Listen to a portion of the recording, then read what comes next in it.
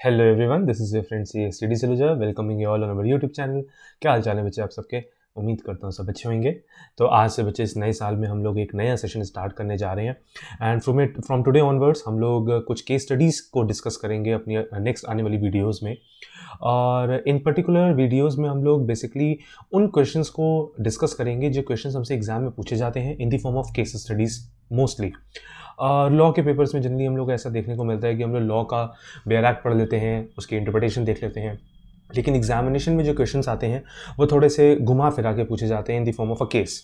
और being a company secretary और a chartered accountant और a cost accountant we need to answer those questions. तो इस तरीके से हम लोग आज जैसे कि इस पर्टिकुलर वीडियो में हम लोग ऑडिट और ऑडिटर्स के रिगार्डिंग जो केस स्टडीज़ वाले क्वेश्चन हैं उनको आज हम लोग डिस्कस करेंगे। जो क्वेश्चंस आज हम लोग इस केस स्टडीज़ की फॉर्म में डिस्कस करने जा रहे हैं ये क्वेश्चंस बच्चे आपके आईपीसीसी के स्टडी मैट के हैं, लाइक सीए इंटरमीडिएट लेवल के स्टडी मैट के क्वेश्चंस है और कुछ पास्ट ईयर एग्जामिनेशन क्वेश्चंस हैं जो पूछे जा चुके हैं। And this particular video is relevant for all company secretary students as well as chartered accountant and cost accountant students.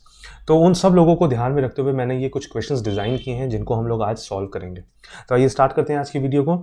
तो सबसे पहले देखिए बच्चे, क्वेश्चन लिखा हुआ है लाइक क्वेश्चन नंबर 1, ध्यान से देखिएगा, लिखा है रूपा लिमिटेड एक कंपनी है which is a listed company. जरा ध्यान दीजिएगा बच्चे, जब हम लोग केस स्टडी से क्वेश्चंस को सॉल्व कर रहे होते हैं तो कुछ चीज़ों में हमको बहुत फोकस रखना पड़ता है कि कंपनी कौन सी है। कहते हैं रूपा लिमिटेड तो उसका नाम है, नीचे देखिए कंपनी एक लिस्टेड कंपनी है, ठीक है। कहते हैं that particular listed company appointed Messrs VG and associates an audit firm as its company auditor in the AGM held on 30th September 2017। कहते हैं कि रूपा लिमिटेड जो कि एक लिस्टेड कंपनी है उन्होंने एक ऑडिट फर्म को अपॉइंट किया है ऑन 30th सितंबर 2017 अपनी एजीएम में। Now you are required to explain the provisions of Companies Act 2013 relating to the appointment of an auditor in relation to tenure of an auditor। और अब आपसे पूछा जा रहा है कि आपको प्रोविजंस बताने हैं regarding companies act 2013 of companies act 2013 regarding the appointment of an auditor, और ये भी बताना है कि जो ऑडिटर अगर एक इंडिविजुअल होगा तो उसका क्या टेन्योर होगा, और हमारे क्वेश्चन में जैसे एक ऑडिट फर्म है तो इसका क्या टेन्योर हो सकता है, मतलब इस ऑडिट फर्म को एक कंपनी कितने सालों के लिए अपॉइंट कर सकती है।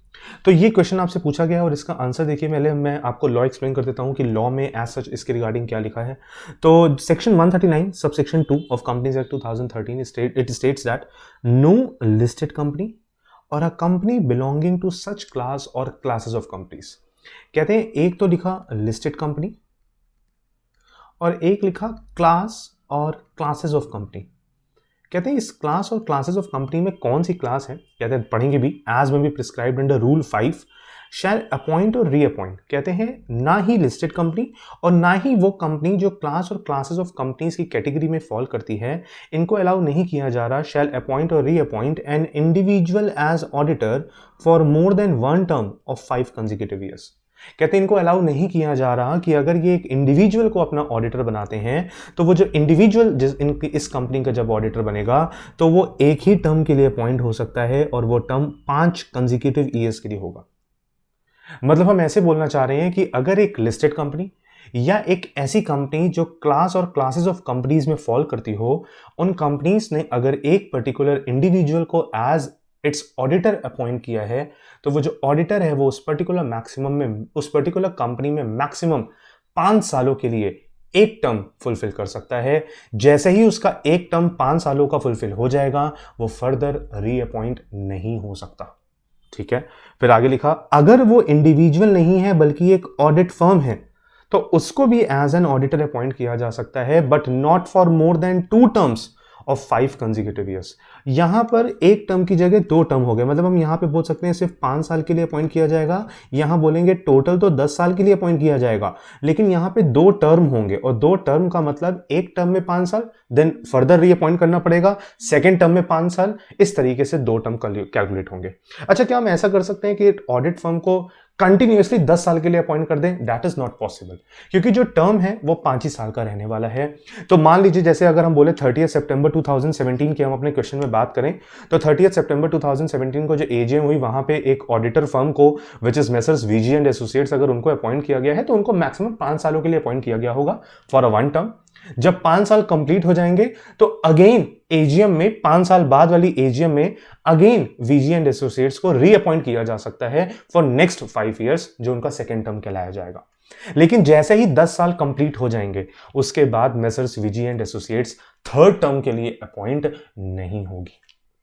लेकिन अगर वीजी एंड एसोसिएट्स की जगह एक इंडिविजुअल ऑडिटर होता तो इन दैट सिचुएशन वो पर्टिकुलर ऑडिटर सिर्फ एक ही टर्म के लिए अपॉइंट हो सकता था। लाइक 2017 में अगर हम उनको अपॉइंट करते तो एक 5 साल के टर्म के लिए अपॉइंट हो सकते थे। देन इन द ईयर 2022 उनको रीअपॉइंट करने की हमको परमिशन नहीं दी गई एज पर सेक्शन 139 सबसेक्शन 2, अगर हम लिस्टेड कंपनी है या हम एक क्लास और क्लासेस ऑफ कंपनीज में फॉलो करते हैं। क्लास और क्लासेस ऑफ कंपनीज हमारे इस क्वेश्चन के लिए रिलेवेंट भी नहीं है, क्योंकि यहां पे साफ साफ लिखा हुआ है कि रूपा लिमिटेड कौन सी कंपनी है, एक लिस्टेड कंपनी, और क्योंकि वो एक लिस्टेड कंपनी है तो उसके ऊपर सेक्शन 139 सबसेक्शन 2 अप्लाई हो जाता है। ठीक है, कहते हैं लेकिन फिर भी और भी कोई क्वेश्चन आ सकता है, इसके लिए रूल 5 भी पढ़ लेते हैं कि रूल 5 में कौन कौन सी ऐसी कंपनीज हैं जो कवर होती हैं। तो कहते देखो लिखा है, for the purpose of section 139 subsection 2 as per rule 5 of companies audit and auditors rule 2014 the class of companies shall mean the following classes of companies excluding one person company and small company। इसका मतलब जो section 139 है ना, 139 subsection 2, ये OPC पर और small company, section 139 read with rule 5, ये OPC और स्मॉल कंपनी के ऊपर फॉल नहीं करता। मतलब ओपीसी और स्मॉल कंपनी को इस रूल 5 के प्रोविजन से बाहर कर दिया गया है, उनको रूल 5 में कवर नहीं किया गया। ठीक है, कहते फिर वो क्लास और क्लासेस ऑफ कंपनीज हैं कौन कौन सी। तो पहले नंबर पे कहते हैं ऑल अनलिस्टेड पब्लिक कंपनीज। देखो लिस्टेड कंपनी तो ऑलरेडी कवर थी, सेक्शन 139 सबसेक्शन 2 में लिख दिया था सबसे पहले, no listed company and other classes of companies. Now other classes of companies में कौन आ रही है, कहते हैं पहले आ रही है unlisted public company having paid up share capital of ₹10 crore और मोर।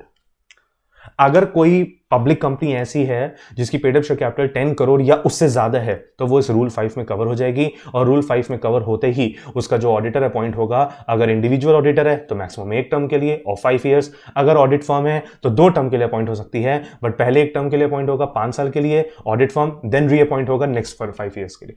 ठीक है, कहते हैं इसके अलावा ऑल प्राइवेट लिमिटेड कंपनीज, जो प्राइवेट कंपनीज हैं having paid up share capital of ₹50 crore और मोर। तो पब्लिक कंपनी के लिए लिमिट है 10 करोड़, प्राइवेट कंपनी के लिए लिमिट है 50 करोड़, और उसके बाद थर्ड कैटेगरी और आ गई, और ये बहुत इंपॉर्टेंट है क्योंकि अमेंडेड है, और यहां लिखा है ऑल कंपनीज, कोई भी कंपनी हो having paid up share capital of below threshold limit, भले ही उस कंपनी की पेड अप शेयर कैपिटल ऊपर वाली दोनों लिमिट्स में फॉल ना करती हो, उससे कम हो। मतलब मान लीजिए कि कोई प्राइवेट कंपनी है जिसकी paid up share capital 50 crore से कम है तो वो ऊपर तो फॉल नहीं करी। कोई पब्लिक कंपनी है which is a public unlisted company और उसकी paid up share capital 10 crore से कम है तो वो भी ऊपर फॉल नहीं करी। फिर भी लेकिन अगर उस कंपनी की but having public borrowings from financial institutions, banks और पब्लिक डिपॉजिट्स ऑफ ₹50 करोड़ और मोर, लेकिन अगर उस कंपनी के पास बोरोइंग्स हैं, पब्लिक बोरोइंग्स हैं, पब्लिक डेट है, पब्लिक डिपॉजिट्स हैं, बैंक से लोन लिया हुआ है, तो इन दैट सिचुएशन उस पर्टिकुलर कंपनी का अगर टोटल बोरोइंग 50 करोड़ या उससे ऊपर चला जाता है तो इन दैट सिचुएशन उस कंपनी के ऊपर भी रूल 5 एप्लीकेबल हो जाएगा, और उस कंपनी को भी ये ध्यान देना होगा कि उसका इंडिविजुअल ऑडिटर 5 साल से ज्यादा के लिए अपॉइंट ना हो, और ऑडिट फर्म अगर है तो पहले 5 साल, देन फिर फर्दर 5 साल भी अपॉइंट हो सकती है, उसके बाद उसको रीअपॉइंट नहीं किया जाएगा। ठीक है, कहते हैं now coming upon the next topic that is cooling period. कहते हैं कूलिंग पीरियड का मतलब क्या है, कहते हैं जैसे मान लो कि मैंने एक कंपनी है, एक लिस्टेड कंपनी है, और इस लिस्टेड कंपनी में हम लोगों ने मिस्टर एक्स एक चार्टर्ड अकाउंटेंट को as a statutory auditor appoint कर लिया। कहते हैं अब उनका 5 साल कंप्लीट हो गया, एक टर्म जो था 5 साल का वो कंप्लीट हो गया। अब हम इनको रीअपॉइंट नहीं कर सकते, लेकिन क्या जिंदगी भर के लिए रीअपॉइंट नहीं कर सकते? क्या मिस्टर एक्स एक बार अगर मेरी कंपनी के 5 साल के लिए ऑडिटर बन गए तो अब जिंदगी भर के लिए ऑडिटर बन ही नहीं पाएंगे?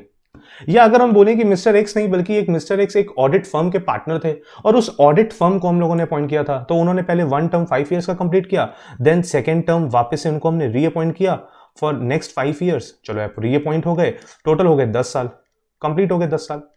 अब इसके बाद क्या हम इस फर्म को कभी ऑडिटर बना ही नहीं सकते अपनी कंपनी का? कहते हैं नहीं, कहते हैं इसी को बोलते हैं कूलिंग पीरियड। कूलिंग पीरियड का मतलब होता है कि अगर एक इंडिविजुअल ऑडिटर अपने 5 साल का टर्म कंप्लीट कर चुका है तो वो फॉर नेक्स्ट 5 इयर्स इस कंपनी का ऑडिटर नहीं बनेगा।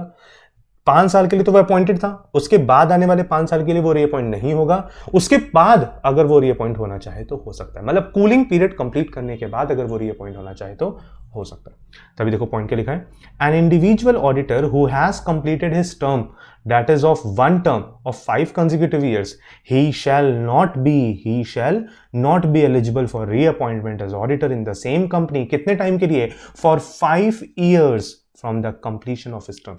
अपना टर्म कंप्लीट करने के बाद नेक्स्ट 5 सालों के लिए वो रीअपॉइंट नहीं होगा। सर जब 5 साल एक्सपायर हो जाएंगे तो सर 5 साल एक्सपायर होने के बाद वो अगर रीअपॉइंट करना चाहे, कंपनी अगर उनको रीअपॉइंट करना चाहे तो कर सकते हैं, कूलिंग पीरियड खत्म होने के बाद कर सकते हैं। ठीक है, सेकंड पॉइंट देखो क्या लिखा है, अगर वो ऑडिट फर्म है तो कहते हैं अगर audit firm which has completed it's term that is 2 terms of 5 consecutive years, total कितना हो गया? टोटल कितना हो गया बच्चे? 10 साल। कहते हैं उसके बाद ही that particular audit firm shall not be eligible for reappointment as an auditor in the same company again for next 5 years from the completion of such term. तो this was about the law. मैंने आपको section 139 sub section 2 समझा दिया, उससे related rule 5 of company audit and auditors rule 2014 समझा दिया, cooling off period आपको समझ में आ गया। अब इसके बेसिस पे आपको अपने क्वेश्चन की केस स्टडी को सॉल्व करना है कि क्वेश्चन में जो केस पूछा गया है उसका सॉल्यूशन क्या होगा। आइए देखते हैं क्या लिखा है। कहते लिखा since Rupa limited is a listed company, क्योंकि लिस्टेड कंपनी है तो सेक्शन 139 सब सेक्शन 2 रूल की एप्लीकेबिलिटी फॉलो करगी ना। It shall appoint Messr VG and Associates as its auditor from the conclusion of AGM held on 30th September 2017। कोई दिक्कत नहीं है, 30th September 2017 को हमने उनको अपॉइंट किया। किस साल के लिए अपॉइंट किया होगा बच्चे? 2017-18 के लिए। तो 2017-18 एक साल, 18-19 दूसरा साल, 19-20 तीसरा साल, 20-21 चौथा साल, 21-22 पांचवा साल। क्या ये बोल दें कि एक टर्म हो गया उस ऑडिट फर्म का? हाँ सर, देखो लिखा है अपॉइंट हुआ है on the conclusion of AGM on 30 सितंबर 2017। कब तक के लिए अपॉइंट हुआ होगा? Till the conclusion of AGM to be held for the financial year 2021-22। देखो हम लोगों ने यहां पे भी लिखा था last year 21-22, that is from financial year 2017-18 to 2021-22। लेकिन ये बच्चे एक टर्म हुआ ना, क्योंकि ये ऑडिट फर्म है। क्या नेक्स्ट टर्म के लिए वापस रीअपॉइंट हो सकती है? यस। कहते देखो further Messrs VG and associates shall retire in the AGM to be held for the financial year 2021-22। कहते इस बात में कोई डाउट नहीं है कि 5 साल खत्म होने के बाद ऑडिटर वहां से हट जाएगा, लेकिन but they shall be eligible for reappointment in the AGM to be held for the financial year 2021-22। अब 21-22 की AGM में वो अपॉइंट होंगे कब के लिए? 22-23, 23-24, 24-25, 25-26 और आखिरी साल 26-27। कह रहे देखो लिखा है for next tenure of 5 years that is from financial year 22-23 to 26-27। इसका मतलब if the audit firm has been reappointed for next 5 years in the AGM held for 22-23, they shall not be eligible for reappointment for a next period of 5 years, क्योंकि हम cooling off period आ जाएगा। अब देखो 10 साल वो complete कर चुकी है, अब उसके नेक्स्ट 5 years के लिए वो रीअपॉइंट नहीं होगी। उसके बाद अगर वापस से रीअपॉइंट होना चाहे तो हो सकती है। तो पहले 5 साल अपॉइंट हुई, फिर 5 साल अपॉइंट हुई, फिर 5 साल का कूलिंग ऑफ पीरियड आ गया जिसमें अपॉइंट नहीं हुई, उसके बाद वापस से रीअपॉइंट होना चाहे तो हो सकती है। ठीक है, क्लियर है। अच्छा, क्या हम ऐसे कह सकते हैं कि एक ऑडिट फर्म 25 सालों में 20 सालों के लिए अपॉइंट हो सकती है? 25 सालों में 20 सालों के लिए? यस। ध्यान से देखो कैसे। कहते पहले एक टर्म क्वालिफाई किया, देन सेकेंड टर्म क्वालिफाई किया, 10 साल हो गए, 5 साल का कूलिंग ऑफ पीरियड डाल दिया, फिर अगेन एक टर्म के लिए अपॉइंट हुए, देन फिर सेकेंड टर्म के लिए अपॉइंट हुए, 5 साल 5 साल 10 साल, 5 साल का कूलिंग ऑफ पीरियड हो गया, फिर 5 साल, फिर 5 साल। तो 25 में से 20 सालों के लिए तो अपॉइंट हो ही गए। हाँ जी सर, बिल्कुल हो गए। चलो, तो ये तो एक छोटा सा फैक्ट था जो मैंने आपको एक्सप्लेन कर दिया। हो सकता है आपके एग्जाम्स में इसके बेसिस पे क्वेश्चन आ जाए, it's not a big deal. चलो नेक्स्ट क्वेश्चन पे आते हैं। उम्मीद करता हूँ पहला क्वेश्चन आपको समझ में आया। Now coming about the second question, ध्यान से देखिए क्या लिखा है। कहते हैं chartered accountant CA Manish is a partner of Messrs SM and company chartered accountant firm. कहते हैं एक सीए मनीष है जो एक पार्टनर है of Messrs SM and company which is a chartered accountancy firm and Messrs ML and company chartered accountants. मतलब वो दो कंपनियों के, दो फर्म्स के पार्टनर हैं, एक एसएम एंड कंपनी के और एक एमएल एंड कंपनी के। ध्यान से, एक एसएम एंड कंपनी के और एक एमएल एंड कंपनी, दोनों ऑडिट फर्म्स में वो पार्टनर है। ठीक है। कहते हैं Messrs SM and company are statutory auditors of messrs Global Limited a listed entity. कहते हैं जो ये SM and company audit firm है ना, ये ऑडिट फर्म है किसकी? ये ऑडिट फर्म है ऑफ मेसर्स ग्लोबल लिमिटेड। किसकी ऑडिट फर्म है? मेसर्स ग्लोबल लिमिटेड की। फॉर पास्ट 7 ईयर्स, पिछले 7 सालों से, एज ऑन 1/4/2014, और 1 अप्रैल 2014 को पता चला उनको कि 1 अप्रैल 2014 से पिछले 7 सालों से वो ऑडिटर है। मतलब 1 अप्रैल 2014 को जब हमने चेक किया तो जो मेसर्स एसएमएन कंपनी थी वो इनकी 7 सालों से ऑडिटर चली आ रही थी। ठीक है, और ध्यान रखिएगा जो कंपनीज एक्ट 2013 आया था वो 1 अप्रैल 2014 से ही इफेक्टिव हुआ था। ये जो प्रोविजन है सेक्शन 139 सबसेक्शन 2 के, ये इफेक्टिव हुए थे फ्रॉम 1 अप्रैल 2014 ओनली।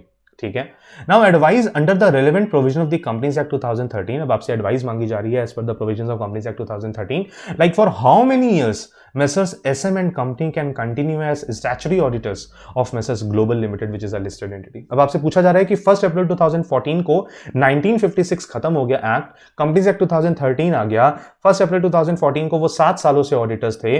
बिल्कुल ठीक बात है, क्या अब आगे वो एज अ ऑडिटर कंटिन्यू कर सकते हैं, और अगर कर सकते हैं तो कितने सालों के लिए? क्या कंपनीज एक्ट 2013 आने की वजह से कुछ चेंज होगा? एक तो ये पूछा गया। फिर सेकंड नंबर हमसे क्वेश्चन ये पूछा गया कि क्या can messrs ML and company, क्या ये एमएल एंड कंपनी दूसरी audit firm be appointed as statutory auditors of messrs Global Limited during cooling off period for messrs SMN company? अब एसएमएन कंपनी मान लीजिए 5 साल का टर्म कंप्लीट किया, फिर 5 साल का कंप्लीट किया, तो 5 साल का कूलिंग ऑफ पीरियड डालना है। अब क्या उस कूलिंग ऑफ पीरियड में मेसर्स एमएल एंड कंपनी को हम ऑडिट में बना सकते हैं? दिक्कत यह है कि जो सीए मनीष है ना, ये कॉमन पार्टनर है दोनों फर्म का। कैसा पार्टनर है? Common partner. ये पार्टनर एसएमएन कंपनी का भी है और एमएलएन कंपनी का भी है। इस चीज का ध्यान देना आपको। ठीक है, ये एक इंपॉर्टेंट पॉइंट था जिसपे मैंने आपकी पहली नजर डलवा दी। अब आते हैं इसके सॉल्यूशन पे और देखते हैं प्रोविजन किस हिसाब से दिया। ध्यान से देखिए, लिखा हुआ है ट्रांजिशनल पीरियड। कहते हैं जो हमारा कंपनीज एक्ट 1956 जब खत्म हुआ 1 अप्रैल 2014 से, जब कंपनीज एक्ट 2013 इफेक्टिव हुआ, तो तब ये बोला गया कि कंपनीज एक्ट 2013 के आने के बाद फ्रॉम 1 अप्रैल 2014 अगर कोई कंपनी ऐसी है जो section 139 subsection 2 read with rule 5 में कवर हो जाए, मतलब सेक्शन 139 सबसेक्शन 2 ऊपर पढ़ के आए थे भी। हाँ सर, लिस्टेड कंपनी, क्लासेस और क्लासेस ऑफ कंपनीज में public company, unlisted public company, paid up share capital 10 crore या उससे ज्यादा, private company paid up share capital 50 crore या उससे ज्यादा, या कोई भी कंपनी जिसकी बोरोइंग कितनी हो 50 करोड़ या उससे ज्यादा। कहते हैं अब इन दिस सिचुएशन, अच्छा ये जो पॉइंट नंबर सी था ना जिसमें बोरोइंग्स वाला पॉइंट था, ये तो अभी ऐड हुआ, ये पहले था भी नहीं। चलो कोई बात नहीं। अभी हम ऐसे बोलते हैं कि हमारे केस में तो ग्लोबल लिमिटेड है और ग्लोबल लिमिटेड तो एक लिस्टेड एंटिटी है, मतलब सेक्शन 139 सब सेक्शन 2 उसके ऊपर एप्लीकेबल है। मतलब जैसे ही 1 अप्रैल 2014 को कंपनीज एक्ट 2013 एप्लीकेबल हुआ होगा, ग्लोबल लिमिटेड को सेक्शन 139 सब सेक्शन 2 की एप्लीकेबिलिटी फॉलो करने की बात आ गई होगी। अब उस कंपनी में ऑलरेडी कौन पार्टनर था? ये देखो, पार्टनर तो सीए मनीष थे। ऑडिट फर्म कौन सी थी? SMN company. बिल्कुल थी सर। क्या एसएमएन कंपनी ऑलरेडी 7 साल कंप्लीट कर चुकी थी? हाँ सर, ये क्वेश्चन में दिया है। क्या आगे कंटिन्यू कर सकती हैं? उसके लिए ट्रांजिशनल पीरियड दिया है। अब ध्यान से लैंग्वेज पढ़ना, पहले क्या लिखा है। कह रहे every company existing on or before the commencement of this act. कहते कोई भी कंपनी जो इस एक्ट से पहले एग्जिस्ट करती थी, on or before the commencement of this act, मतलब ये दिस एक्ट कौन सा है? कंपनीज एक्ट 2013 वाला एक्ट। कहते इससे पहले अगर कोई कंपनी थी which is required to comply with the provision of this subsection, और उस पर्टिकुलर कंपनी को अब कंपनीज एक्ट 2013 आने की वजह से ये नया वाला प्रोविजन फॉलो करना पड़ रहा है, then it shall comply with requirement of this subsection. कहते हैं उस कंपनी को अब, क्योंकि कंपनीज एक्ट 2013 में वो कवर हो गई है सबसेक्शन में, सेक्शन 139 सबसेक्शन 2 में, तो उस कंपनी को shall comply with the requirement of this subsection. कितने टाइम के अंदर? Within a period which shall not be later than the date of the first annual general meeting of the company held within the period specified under section 96 subsection 1 after 3 years from the date of commencement of this act. कहते ये क्या है? ध्यान से सुनिएगा। कहते जैसे हमारे केस में 7 साल हो गए थे ना, 7 साल होने के बाद 3 सालों का टाइम दिया गया जिसको हम लोगों ने नाम दिया ट्रांजिशनल पीरियड, कि 3 सालों तक आप अपने पुराने ऑडिटर को एज इट इज अपॉइंटेड रहने दीजिए, कोई बात नहीं, हम कुछ नहीं कहते। 3 सालों तक आप उनको एज इट इज अपॉइंटेड रहने दीजिए, हम कुछ नहीं कह रहे। लेकिन ये 3 साल खत्म होने के बाद, सर ये 3 साल स्टार्ट कहां से होंगे? 1 अप्रैल 2013 से। मतलब हम ऐसे कह सकते हैं कि 1 अप्रैल 2013 को जैसे ही कंपनीज एक्ट 2013 आया, 3 साल स्टार्ट हो गए। अब ध्यान से कहते 3 सालों तक तो वो ऑडिटर रह सकते हैं, हमको कोई दिक्कत नहीं है। लेकिन 3 सालों के बाद जब पहली एजीएम आएगी, 3 सालों के बाद जो पहली एजीएम होगी, मतलब 3 सालों में तो एजीएम होगी 3 एजीएम होने के बाद हम कह सकते हैं जो चौथी एजीएम होगी, या 3 साल खत्म होने के बाद जो पहली एजीएम होगी, उस एजीएम में आप सेक्शन 139 सब सेक्शन 2 के सारे प्रोविजन आपको फॉलो करने पड़ेंगे। अब उसके बाद आपको कोई भी रिलैक्सेशन नहीं दी जाएगी, और जो रिलैक्सेशन पीरियड था वो 3 साल का था, जिसको हमने नाम दे दिया ट्रांजिशनल पीरियड। तभी देखो लिखा हुआ है नीचे, देखो लिखा हुआ है क्या, Messrs SM and company can continue as auditors of messrs Global Limited up to the date of first AGM of the company held within a period specified under section 96 after 3 years from the date of commencement of this act. 3 साल होने दीजिए, उनमें कोई दिक्कत नहीं है। 3 सालों तक एसएमएन कंपनी ऑडिटर रहे, किसी को कोई प्रॉब्लम नहीं है, कोई वायलेशन नहीं है। लेकिन जब 3 साल खत्म हो जाएंगे तो उन 3 सालों के बाद जो पहली एजीएम आएगी, उस एजीएम में एसएमएन कंपनी उसके बाद कंटिन्यू नहीं करेगी। वहां पे कूलिंग ऑफ पीरियड आ जाएगा, क्योंकि सेक्शन 139 सब सेक्शन 2 की एप्लीकेबिलिटी आ जाएगी। तभी लिखा after 3 years from the date of the commencement of this act that is up to the date of AGM to be held for the financial year 2016-17। कहते ये कैसे हुआ, क्योंकि फाइनेंशियल ईयर 2014-15 पहला साल था जब कंपनीज एक्ट 2013 आया, देन सेकेंड ईयर आया 15-16, देन आया 16-17। क्या बोलते 3 साल हो गए, क्योंकि देखो कंपनीज एक्ट 2013 कब आया, 2014 में, 2014-15 में पहली बार कंपनीज एक्ट 2013 एप्लीकेबल हुआ। तो 2014-15 1 साल हो गया, 15-16 2 साल हो गए, 16-17 3 साल हो गए। 16-17 खत्म होने के बाद जो अगली 16-17 खत्म होने के बाद सर जो अगला फाइनेंशियल ईयर आएगा 17-18, उस 17-18 में आप लोग अगर एजीएम पढ़कर आए हैं तो एजीएम में आपने पढ़ा होगा फाइनेंशियल ईयर क्लोज होने के विद इन 6 months एजीएम हो जानी चाहिए। फाइनेंशियल ईयर क्लोज होने के विद इन 6 months एजीएम हो जानी चाहिए। सेक्शन 96 यही कहता था, और सेक्शन 96 इसीलिए रेफर किया गया। सेक्शन 96 क्लियर कहता है कि सब्सीक्वेंट एनुअल जनरल मीटिंग को फाइनेंशियल ईयर क्लोज होने के 6 महीने के अंदर हो जाना जरूरी है। अब अगर 2017-18 की बात करें तो 2017-18 में 6 महीने के अंदर मतलब हम कह सकते हैं 30 सितंबर 2017 तक जनरल मीटिंग हो जानी चाहिए 16-17 की, और जो 30 सितंबर 2017 को एनुअल जनरल मीटिंग होगी वहां तक तो वो अपॉइंटेड रहेंगे। उसके बाद कोई नई फर्म को अपॉइंट करना पड़ेगा। तभी लिखा that is up to the date of the AGM held for financial year 2016-17 that is such annual general meeting must be held as per section 96 on or before 30 सितंबर 2017। तो उम्मीद करता हूं बच्चे आपको पॉइंट समझ में आया। ठीक है, आगे बढ़ते हैं। कहते हैं cooling off period. Question number 2 पे आते हैं। क्वेश्चन नंबर 2 पर क्या था कि सर अब कूलिंग ऑफ पीरियड स्टार्ट हो गया है, क्योंकि जो मेसर्स एसएमएन कंपनी थी उसको तो 10 साल हो गए। अब सेक्शन 139 सब सेक्शन 2 की पूरी एप्लीकेबिलिटी भी आ गई। अब 10 साल होने के बाद सेम ऑडिट फर्म तो रीअपॉइंट हो नहीं सकती। अब सेम ऑडिट फर्म रीअपॉइंट कब तक नहीं हो सकती, फॉर नेक्स्ट 5 years। अब उन 5 सालों में क्या आप दूसरी जो ऑडिट फर्म एमएलएन कंपनी है क्या उसको अपॉइंट कर सकते हो? कहते हैं आओ जरा देखें क्या लिखा है। कह रहे हैं गड़बड़ तो इसलिए है क्योंकि दोनों फर्म में कॉमन पार्टनर है। यहां से देखिए क्या लिखा है। कहते हैं second प्रोवाइजर to section 139 sub section 2 states that as on the date of appointment, ध्यान से देखिएगा, as on the date of appointment, no audit firm having a common partner or partners to the other audit firm whose tenure has expired in a company immediately preceding the financial year shall be appointed as auditor for the same company for a period of 5 years। कह रहे हैं second प्रोवाइजर ने तो सारा game ही खराब कर दिया। Second प्रोवाइजर ने क्या बोल दिया कि जब एक ऑडिट फर्म का टेन्योर खत्म हो जाए तो किसी दूसरी ऑडिट फर्म को अपॉइंट कर सकते हैं आप, कोई दिक्कत नहीं है। लेकिन ध्यान रखिएगा जो दूसरी ऑडिट फर्म अपॉइंट हो रही है उसका पार्टनर आपकी पुरानी फर्म के पार्टनर के साथ कॉमन पार्टनर नहीं होना चाहिए। अगर कोई उस नई ऑडिट फर्म में एक ऐसा पार्टनर है जो पुरानी ऑडिट फर्म में कभी पार्टनर है तो उस नई ऑडिट फर्म को हम अपॉइंट नहीं होने देंगे। That particular audit firm is not eligible to be appointed for next 5 years। तभी लिखा, अब हमारे केस में भी यही पॉइंट आ गया। तभी लिखा messrs MLN company can not be appointed as statutory auditors of messrs Global Limited during the cooling off period since CA Manish who is a partner और in the audit firm in Messrs SMN company which is not eligible to get appointed as statutory auditors of Messrs Global Limited during cooling off period is also a partner of Messrs MLN company। तो common partner की वजह से MLN company भी अब eligible नहीं है। तो उम्मीद करता हूं बच्चे आपको ये दोनों ही क्वेश्चन समझ में आ गए। 2 क्वेश्चन कंप्लीट करने के बाद हम लोग क्वेश्चन नंबर 3 पे आने वाले हैं। अब हम लोगों ने ट्रांजिशनल पीरियड पढ़ लिया, कूलिंग ऑफ पीरियड पढ़ लिया, सेक्शन 139 सब सेक्शन 2 कर लिया, rule 5 of companies audit and auditors कर लिया। ठीक है, आगे बढ़ते हैं। कह रहे नेक्स्ट क्वेश्चन आया, कहते हैं Messrs PK Limited want to appoint Mister Praveen Kumar a practising chartered accountant as a statutory auditor of the company and asked the proposed auditor to give a certificate in this regard. कहते हैं company है PK Limited जो Mister Praveen Kumar को अपना chartered accountant appoint करना चाहती है, अपना स्टैचुटरी ऑडिटर बनाना चाहती है, और वो बोल रही हैं, वो कंपनी मिस्टर प्रवीण कुमार से बोल रही हैं कि आप अपने ऑडिटर अपॉइंट होने का एक सर्टिफिकेट दीजिए। Now, what are the contents of the certificate to be issued in accordance with the company's audit and auditors rule 2014?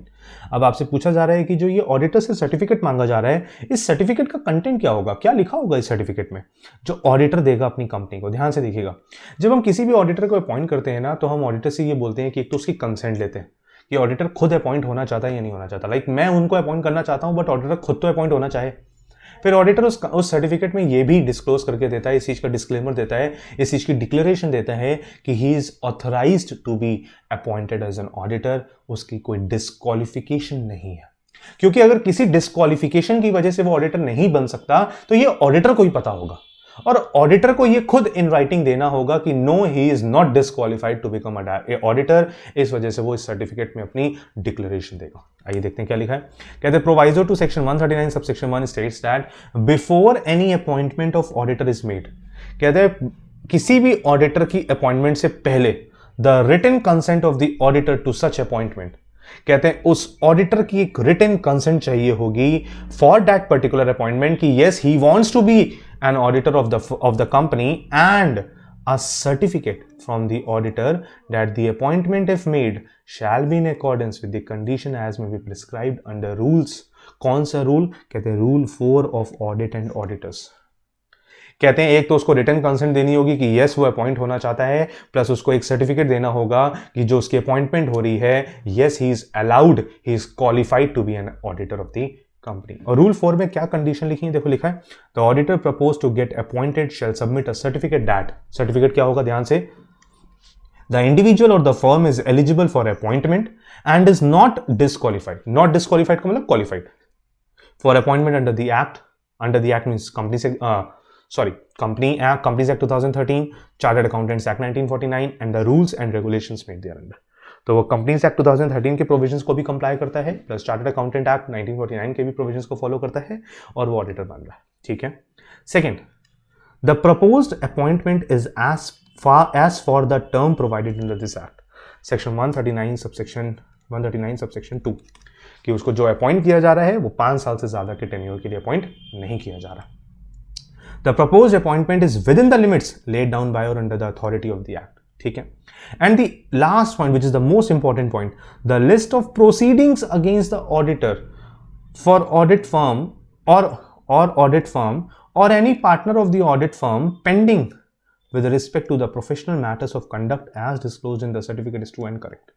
साथ में ऑडिटर और ऑडिट फर्म को यह भी बताना होगा कि कोई पेंडिंग प्रोसीडिंग्स तो नहीं चल रही regarding professional misconduct against that particular auditor या ऑडिट फर्म, और अगर ऐसा कुछ चल रहा है तो उसके बारे में ऑडिटर को वहां पे डिस्क्लोज करना होगा।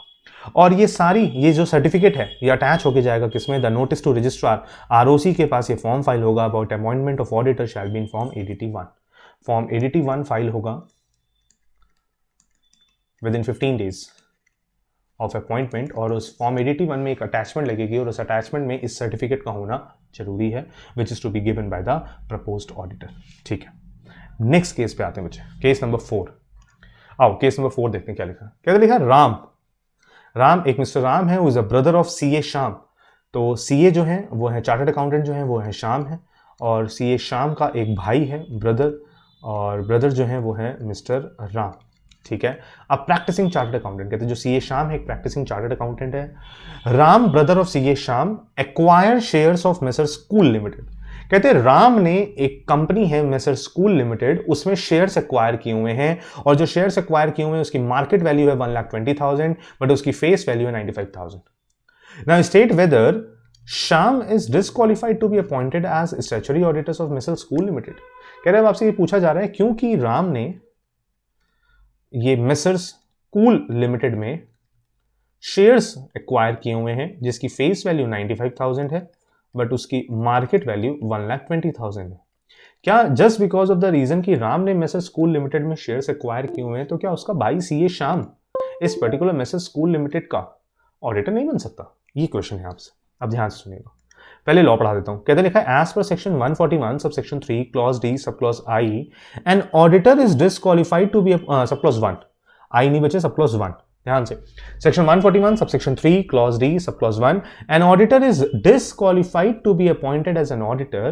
कह रहे हैं section 141 subsection 3 clause D subclause 1 में लिखा हुआ है कि एक ऑडिटर डिसक्वालिफाइड हो जाएगा, वो अपॉइंट नहीं हो सकता एज एन ऑडिटर अगर इफ ऑडिटर ने खुद और हिज रिलेटिव या उसके रिलेटिव ने और पार्टनर या उस ऑडिटर के पार्टनर ने is holding any security of or interest in the company or its subsidiary or of its holding or associate company or a subsidiary of such holding company। कहते हैं अगर auditor या उसके relative ने या उसके पार्टनर ने जिस कंपनी में वो अपॉइंट होने जा रहा है, अगर उस कंपनी में उसने सिक्योरिटीज होल्ड की हुई हैं या उस कंपनी में उसका कोई इंटरेस्ट है, तो इन दैट सिचुएशन वो पर्टिकुलर ऑडिटर नहीं बन सकता उस पर्टिकुलर कंपनी का, क्योंकि उस पर्टिकुलर कंपनी से बायसनेस क्रिएट हो जाएगी, उस कंपनी के साथ उसका रिलेशन है।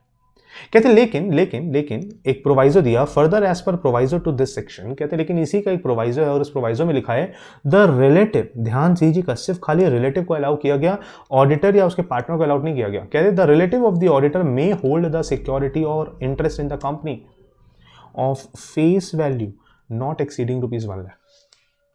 कहते लेकिन प्रोवाइजो में एक एक्सेप्शन दे दिया और उस एक्सेप्शनल केस में ये दे दिया, प्रोवाइजो में ये लिखा हुआ है कि अगर ऑडिटर का रिलेटिव उस जिस कंपनी में ऑडिटर बनना चाह रहा है, उस पर्टिकुलर कंपनी में अगर उसके रिलेटिव ने 1 लाख रुपए तक की सिक्योरिटी होल्ड की हुई है और 1 लाख रुपए उसकी मार्केट वैल्यू नहीं फेस वैल्यू, तो इन दैट सिचुएशन कोई कंडीशन नहीं है, वो ऑडिटर बन सकता है। अच्छा, रिलेटिव ने अगर खरीदी हुई है तो ऑडिटर बन सकता है। क्या बोलते हैं जो राम है वो रिलेटिव है, किसका रिलेटिव? Of CA Shyam. और जो राम ने सिक्योरिटी होल्ड की हुई है उसकी मार्केट वैल्यू 120 है, बट फेस वैल्यू तो 95,000 है ना, और हमको कवरिंग भी क्या करनी है 95,000, तो क्या 1 लाख से कम है? कहते हैं यस। कहते हैं इस वजह से राम का जो भाई सीए श्याम है वो स्कूल लिमिटेड में ऑडिटर बन सकता है, बच गया वो, ठीक है, इस प्रोवाइजो की वजह से बच गया।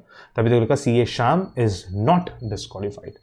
Now, CA Sham is not disqualified for appointment as a statutory auditor of Mrs. School Limited since the face value of shares acquired by the brother of CA Sham is within the permissible limit of ₹1 lakh. Therefore, the market value of such shares is irrelevant. तो इसको तो हम cut कर देते हैं। उम्मीद करता हूँ बच्चे आपको क्लियर हो गया। अभी इसके रिगार्डिंग और भी आगे क्वेश्चंस आएंगे, तो इन कंडीशंस को अच्छे से ध्यान रखिएगा, है ना, जिससे कि आगे जो क्वेश्चंस आए उसको भी हम सॉल्व कर पाए easily. Now coming upon our case number 5, next case, ध्यान से देखिए क्या लिखा है। कहते हैं FLP limited engaged in the business of real estate and energy. कहते हैं कंपनी है एफएलपी लिमिटेड जिनका बिजनेस है रियल एस्टेट का एंड एनर्जी का, defaulted on it's borrowings which amounted two thousands of crores. कहते हैं उन्होंने कुछ घपला कर दिया, डिफॉल्ट कर दिया अपनी बोरोइंग्स की फिगर्स को रिप्रेजेंट करने में जो हजारों करोड़ों की वैल्यू का है। During the year ended 31st March 2019, a fraud was uncovered in respect of various transactions of the company। और 31 मार्च 2019 को ये फ्रॉड सबके सामने आया और बहुत सारी ट्रांजैक्शंस ऐसी सामने आई जो सस्पिशियस थी और जिनसे साफ पता लग रहा था कि फ्रॉड हुआ है। And it was observe by the central government that the auditors of the company were involve in such fraud. और जब प्रॉपर इंस्पेक्शन की गई, इन्वेस्टिगेशन की गई, तो पता लगा कि कंपनी के ऑडिटर्स भी उन लोगों के साथ मिले हुए थे, क्योंकि ऑडिटर्स के बिना ऐसा कर पाना गलत था, हो ही नहीं, पॉसिबल ही नहीं था। इसका मतलब auditors are also involve in this fraudulent activity. Now please suggest what can be the course of action in this case. अब बताइए कि उन ऑडिटर्स के अगेंस्ट क्या एक्शन लिया जाए। तो सेक्शन 140 सबसेक्शन 5 का सेकंड प्रोवाइजो, ध्यान से देखिएगा। क्या तरीका है second proviso of section 140 subsection 5, it states that, ध्यान से पढ़ो क्या कहता है बच्चे, एन ऑडिटर वेदर इंडिविजुअल और फर्म। कहते हैं एक ऑडिटर भले वो इंडिविजुअल हो या फर्म हो, against whom final order has been passed by tribunal means NCLT under this section shall not be eligible to be appointed as an auditor of any company for a period of 5 years from the date of passing of the order। कहते हैं अगर कोई auditor या audit firm के against final order आ जाए of the tribunal कि yes वो fraudulent activity में इन्वॉल्व थे, तो इन दैट सिचुएशन उस पर्टिकुलर चार्टर्ड अकाउंटेंट को फॉर नेक्स्ट 5 ईयर्स के लिए डिबार कर दिया जाएगा, वो किसी भी कंपनी में ऑडिटर नहीं रह सकते। इसका मतलब हम ऐसे बोल रहे हैं कि अगर एक ऑडिटर का फ्रॉडलेंट एक्टिविटी सबके सामने आ गया और एनसीएलटी ने इसको मान लिया और उन्होंने फाइनल ऑर्डर में लिख भी दिया कि yes the chartered accountant was involved in that particular fraudulent activity, तो इन दैट सिचुएशन वो particular chartered accountant for next 5 years के लिए डिबार कर दिया जाएगा, उसको नेक्स्ट 5 ईयर्स के लिए किसी भी कंपनी का ऑडिटर बनने के लिए अलाउ नहीं किया जाएगा। प्लस साथ ही साथ और strict action, and the auditor shall also be liable for action under section 447, fraudulent activity के लिए उसके ऊपर चार्ज लगेगा, पनिशमेंट भी हो सकती है, जेल भी हो सकती है, फाइन भी लगेगा। ठीक है, कहते हैं हेयर, और अब हमारे केस में आते हैं तो कहते हैं here in this case the central government may apply to tribunal. कहते हैं यहाँ पे सेंट्रल गवर्नमेंट को क्यों पता है, क्योंकि सेंट्रल गवर्नमेंट को पता लग गया है कि ऑडिटर्स भी इस पर्टिकुलर फ्रॉडलेंट एक्टिविटी में इन्वॉल्व थे, तो central government may apply to tribunal in respect of such matter, highlighting that the auditors miserably failed to fulfill their duties as auditors of the company। और इस वजह से if the tribunal is satisfied, और अगर central government ने as such request की tribunal को और एनसीएलटी के सामने मैटर आया और NCLT satisfied that the auditors were involved in the fraud with the company, तो वो एक्शन लेंगे। तो the tribunal may direct the company to change its auditor, tribunal तुरंत ऑर्डर देगी कंपनी को कि अपना ऑडिटर बदलिए, and those auditor shall not be eligible to be appointed as auditor of any company for 5 years. और जो company के auditors involve थे फ्रॉडलेंट एक्टिविटी में, उनको नेक्स्ट 5 ईयर्स के लिए किसी भी कंपनी में अपॉइंट होने से मना कर दिया जाएगा, and they will also be liable for action under section 447 of the companies act 2013। तो ध्यान दीजिए, सिर्फ ऑडिटर बन जाने से काम नहीं चलेगा, उसके बाद बहुत स्ट्रिक्ट एक्शंस है कंपनीज एक्ट 2013। चलिए आगे आते हैं केस नंबर 6 पे। नेक्स्ट केस पे आते हैं। क्या लिखा, mister Anil a chartered accountant, mister Anil एक चार्टर्ड अकाउंटेंट है, is a partner of a firm and has been appointed as an auditor of Lakshman limited in the annual general meeting of the company held in September 2018 in which he accepted the assignment.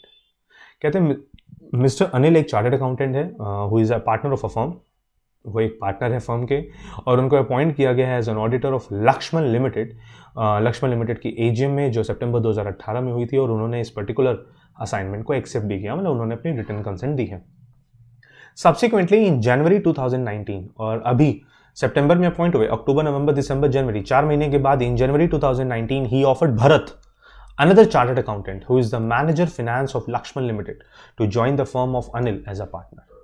और 4 महीने के बाद ही mister Anil ने mister Bharat who is a employee of Lakshman limited as well as is a chartered accountant, उनको offer दिया कि chartered accountant Bharat आप ये जॉब छोड़िए और हमारे पार्टनर बन जाइए, या जॉब छोड़िए के लिए तो कुछ लिखा ही नहीं, और उसके लिए खाली बस उन्होंने इतना बोल दिया कि मिस्टर भरत आप जॉब छोड़ने की बात नहीं लिखी, क्योंकि अगर जॉब छोड़ने की बात लिखी होगी तो कंक्लूजन चेंज हो जाएगा। तो यहाँ जॉब छोड़ने की तो बात नहीं लिखी, सिर्फ इतना बोला कि मिस्टर भरत आप भी एक चार्टर्ड अकाउंटेंट हैं और आप इस लक्ष्मण लिमिटेड में मैनेजर फाइनेंस की जॉब पोजीशन पे हैं, क्यों ना आप हमारी फर्म को ज्वाइन कर लीजिए एज अ पार्टनर। अब क्वेश्चन ये है कि मिस्टर अनिल जिस पर्टिकुलर कंपनी के स्टैट्यूटरी ऑडिटर हैं, क्या उसी कंपनी का चार्टर्ड अकाउंटेंट, एक एम्प्लॉयड चार्टर्ड अकाउंटेंट उसी ऑडिट फर्म का पार्टनर बन सकता है? कहते ध्यान से देखिए, section 141 subsection 3 clause C of the companies act 2013 it prescribes that any person who is a partner or who is in the employment, any person who is a partner or who is in the employment of an officer or employee of the company will be disqualified to act as an auditor of a company। कह रहे कोई भी person who is a partner or who is in the employment or who is an officer or employee of the company will be disqualified।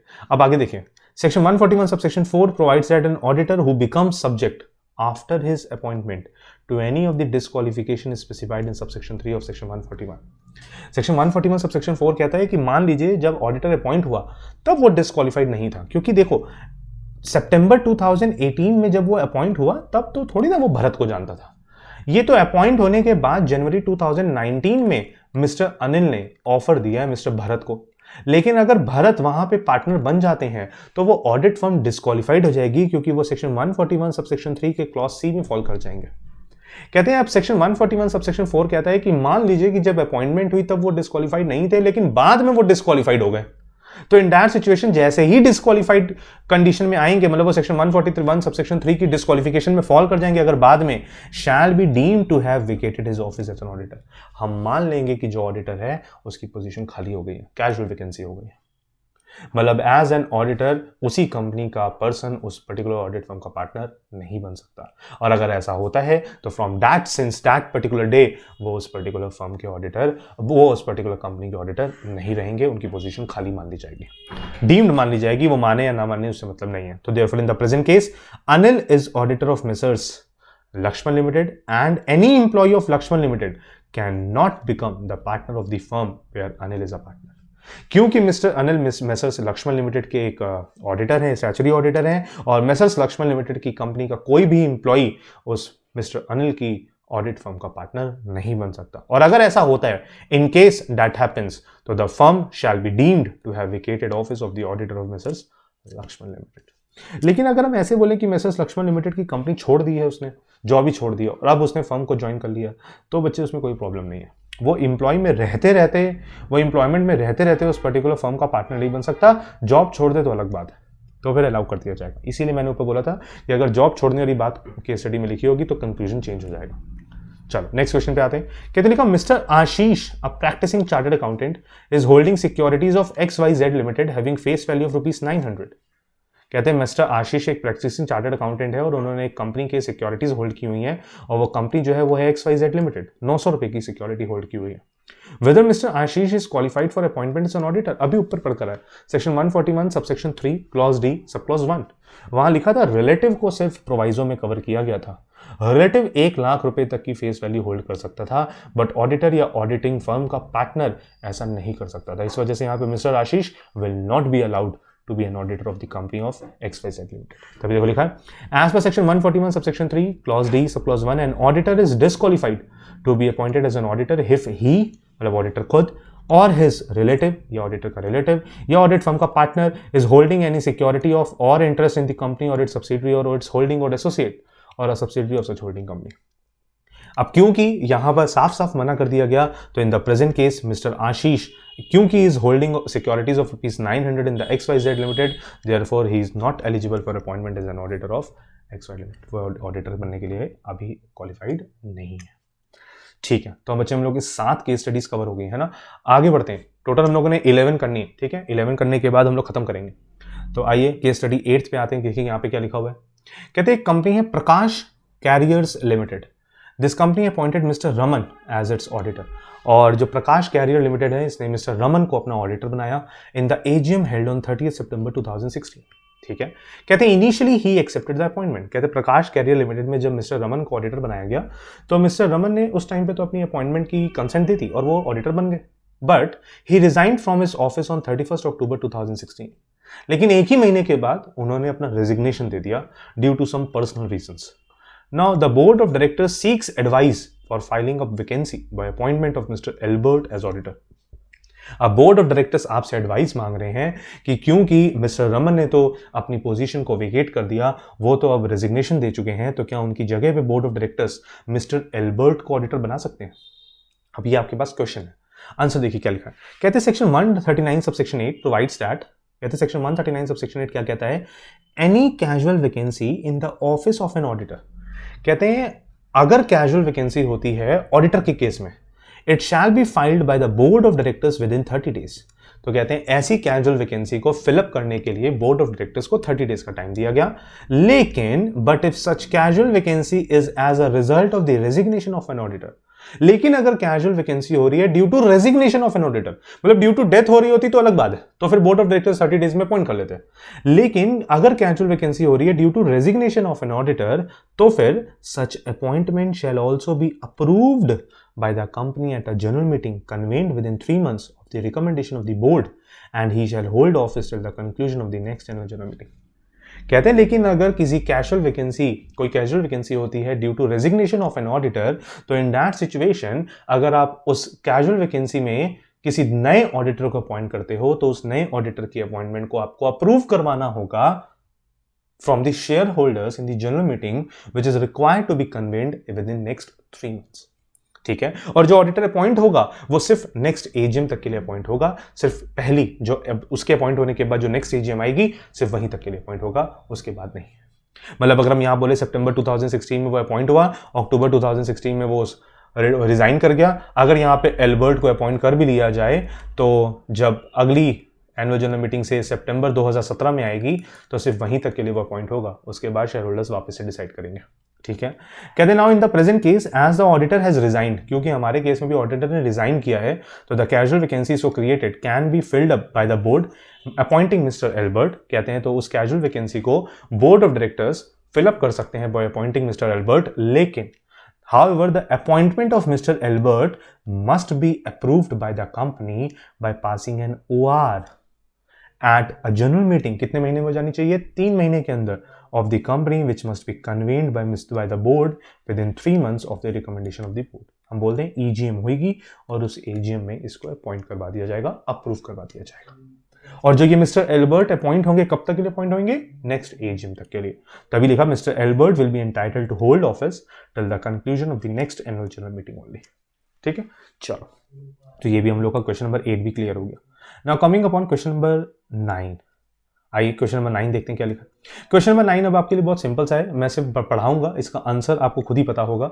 Answer पढ़ेंगे नहीं, सिर्फ सुन लेंगे। ध्यान से देखिए क्या लिखा है। Mister P is a practising chartered accountant and mister Q is the relative of mister P. कहते हैं मिस्टर पी एक प्रैक्टिसिंग चार्टर्ड अकाउंटेंट है और मिस्टर क्यू जो है वो मिस्टर पी के रिलेटिव है। And mister Q is holding security of ABC limited having face value of ₹90,000। Now whether mister P is qualified for being appointed as an auditor? Yes, कोई दिक्कत नहीं है। अब ध्यान से देखिए लिखा है, in the present case mister Q relative of mister P is having security of ₹90,000 face value in ABC limited which is as per requirement to proviso to section 141 subsection 3 clause D subclause 1। Therefore mister P will not be disqualified to be appointed as an auditor. ये तो बिल्कुल clear हो गया। बच्चे ध्यान रखना, ये जो क्वेश्चन है ना, ये लिमिट वाले ये बहुत बार एग्जाम में पूछे जाते हैं, बहुत बार। अगला क्वेश्चन भी देखिए इसी पे है, लेकिन यहाँ पे फेस वैल्यू 1 लाख से ऊपर है।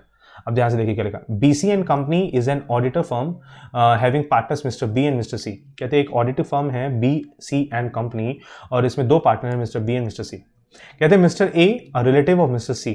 कहते हैं मिस्टर सी जो ऑडिट फर्म के पार्टनर है, मिस्टर सी के रिलेटिव मिस्टर ए। अब मिस्टर ए जो है वो सी के रिलेटिव हैं और मिस्टर ए ने सिक्योरिटी होल्ड की हुई है of MWF limited having face value of ₹1,01,000। अब आपसे पूछा जा रहा है कि क्या BC and company is qualified for appointment as an auditor of MWF limited.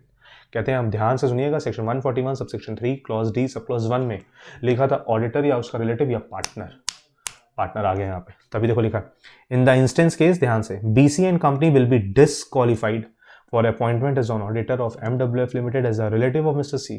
क्यों? क्योंकि जो मिस्टर सी के रिलेटिव हैं is holding security in MWF Limited which is exceeding the limit mentioned in the proviso. वो 1 लाख रुपए तक की face value तक अलाउ किया था, यहाँ पे 1,01,000 तक की फेस वैल्यू है, इस वजह से वो ऑडिटर अपॉइंट नहीं हो सकते। BC and company auditor appoint नहीं हो सकती क्योंकि उसके पार्टनर का रिलेटिव MWF लिमिटेड कंपनी में सिक्योरिटी होल्ड कर रहा है 1 लाख रुपए की फेस वैल्यू से ज्यादा की। ठीक है, चलो आगे बढ़ते हैं। लास्ट केस पे बच्चे आते हैं आज की वीडियो के। इसके बाद हम लोग नेक्स्ट वीडियो में, अभी ऑडिट एंड ऑडिटर्स के और भी 6-7 केसेस हैं जो हम लोग करेंगे, लेकिन वो नेक्स्ट वीडियो में करेंगे। आज हम लोग सिर्फ यहीं तक इसको रखेंगे। तो आइए देखते हैं नेक्स्ट हमारा लास्ट क्वेश्चन क्या है। ध्यान से देखना बच्चे, लिखा है ABC and company is an audit firm having partners A B and C. कहते हैं एबीसी एंड कंपनी एक ऑडिट फर्म है जिसके 3 पार्टनर है, Mr A, Mr B and mister C, chartered accountant. Now Mr. A, Mr. B, Mr. C are holding appointment as an auditor in 4, 6, 10 companies respectively. कहते हैं जो ये A, B, C and company audit firm है, इसमें A, B and C 3 partners हैं। A already appointed है as an auditor in 4 companies, B 6 कंपनियों में और C 10 कंपनियों में। टोटल हम कह दें कि इन तीनों लोगों ने मिलकर 20 कंपनियों में ऑडिटर बने हुए हैं। ठीक है, नाउ आपसे पूछा क्या जा रहा है, provide the maximum number of audits remaining in the name of ABC and company. अब आपसे ये पूछा जा रहा है कि क्या एबीसी एंड कंपनी और कंपनीज में ऑडिटर बन सकती हैं, and provide the maximum number of audit remaining in the name of individual partner that is mister A B C. और ये पूछा जा रहा है कि मिस्टर ए अभी और कितनी कंपनियों में ऑडिटर बन सकते हैं, मिस्टर बी कितनी कंपनियों में ऑडिटर बन सकते हैं, मिस्टर सी कितनी कंपनियों में ऑडिटर बन सकते हैं। आइए ध्यान से देखिएगा, क्वेश्चन बहुत इंपॉर्टेंट है, आपको समझना बहुत जरूरी होगा। देखिए क्या लिखा, कहते हैं लिखा इन द इंस्टेंट केस, कहते हैं जो पर्टिकुलर केस दिया हुआ है, Mr A is holding appointment in 4 companies. बिल्कुल ठीक है, ए बी सी 4, बी ने 6, सी में 10। कहते हैं mister A is holding appointment in 4 companies while mister B is having appointment in 6 companies and mister C is having appointment in 10 companies. In aggregate all 3 partners are having 20 audits. कोई दिक्कत नहीं है। Now as per section 141 subsection 3 clause G of companies act 2013, ध्यान से देखिए क्या लिखा है, a person shall not be eligible for appointment as an auditor if he is in full-time employment elsewhere, or a person or a partner of a firm holding appointment as its auditor if such person or partner is at the date of such appointment or reappointment holding appointment as auditor of more than 20 companies. कहते हैं एक auditor एक particular company का statutory auditor नहीं बन सकता अगर वो किसी और कंपनी में एम्प्लॉयड है। मतलब एक प्रैक्टिसिंग चार्टर्ड अकाउंटेंट ही स्टैट्यूटरी ऑडिटर बन सकता है, एक employed chartered accountant practising company secretary के ऐसे ऑडिटर नहीं बन सकता। और अगर एक पर्टिकुलर पर्सन एक पर्टिकुलर चार्टर्ड अकाउंटेंट अगर ऑलरेडी 20 कंपनियों की ऑडिटिंग कर रहा है, जब हम बोलें कि एक पर्टिकुलर, जैसे मान लीजिए मिस्टर ए जब कोई नई कंपनी में ऑडिटर बनेंगे और उस ऑडिटर बनने से पहले वो ऑलरेडी 20 कंपनियों के ऑडिटर हैं, तो वो 21वीं कंपनी के ऑडिटर नहीं बन सकते। मतलब एट अ टाइम वो 20 कंपनियों में ऑडिट कर सकते हैं, 20 से ज्यादा कंपनियों में ऑडिट नहीं कर सकते।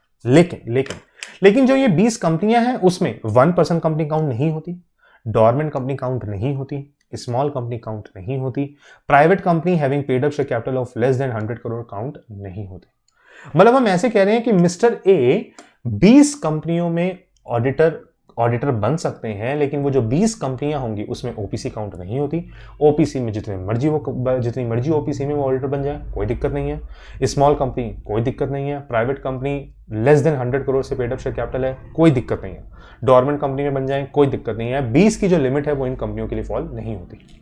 इसका मतलब हम ऐसे कह सकते हैं कि वो 20 लिस्टेड कंपनीज में ऑडिटर हैं, तो वो 21वीं कंपनी में ऑडिटर नहीं बन सकते अगर वो 21वीं कंपनी भी लिस्टेड कंपनी है।